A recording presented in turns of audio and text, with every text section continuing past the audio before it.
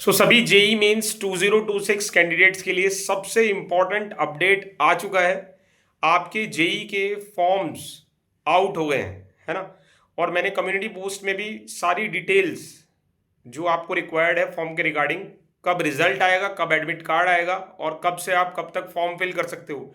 27 नवंबर 11:50 रात तक आप फॉर्म फिल कर सकते हो। फॉर्म फिल करने के लिए आप इंफॉर्मेशन बुलेटिन पहले अच्छे से पढ़ लें। बहुत ही अच्छे से, बहुत सिंपल लैंग्वेज में सब कुछ वहाँ पर एक्सप्लेन किया गया है, ताकि आप बिना बात कुछ गलती ना करें। क्योंकि जेई के फॉर्म में बहुत सारी स्पेसेस ऐसी होती हैं जिनको आप करेक्शन विंडो में चेंज नहीं कर सकते। कुछ अगर माइनर गलतियां आपने फॉर्म फिल करते भी की हैं तो करेक्शन विंडो आता है जो 2-3 दिन ओपन रहता है, जो दोबारा से कुछ फीस भर के आप उसके अंदर करेक्शन कर सकते हो।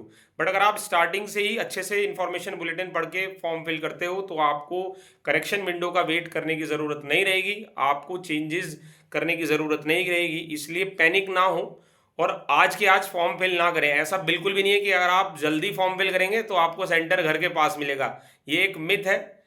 अ, इसलिए बहुत अच्छे से पढ़ के तब उसको फॉर्म को फिल करें। आप नेक्स्ट वीक या नेक्स्ट नेक्स्ट वीक तक भी फॉर्म आराम से फिल कर सकते हैं।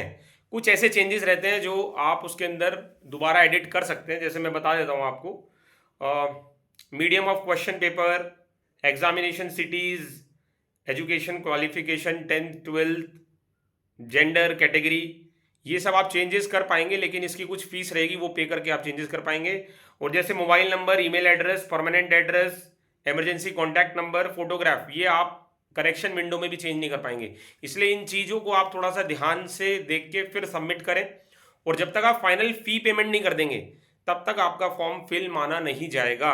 तो अगर आपने फॉर्म फिल कर दिया और लास्ट पेज फ़ी पेमेंट तक नहीं पहुंचे हो आप, तो वो फॉर्म सबमिट नहीं माना जाएगा। जब तक आप फिल नहीं कर देंगे फ़ी, उसके बाद ही वो फॉर्म सबमिट माना जाएगा। तो कुछ बच्चे ऐसा गलती भी कर देते हैं, इसलिए फ़ी पे करके और उसको रिसिप्ट को आप डाउनलोड करके रखें फॉर फर्दर रिक्वायरमेंट।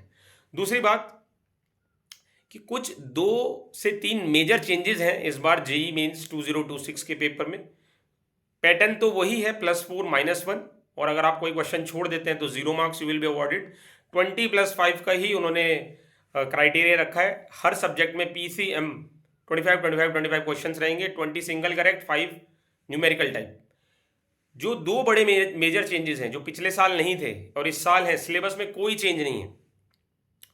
बड़े मेजर चेंजेस ये हैं, एक तो स्टूडेंट्स का कंप्लेन था कि उनको आंखों पे बहुत स्ट्रेस आता है, क्योंकि 3 घंटे तक आपको स्क्रीन देखनी होती है।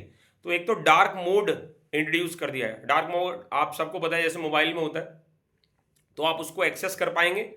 दूसरा, एक online calculator, that is CBT mode में कैलकुलेटर आपकी स्क्रीन पे अवेलेबल रहेगा।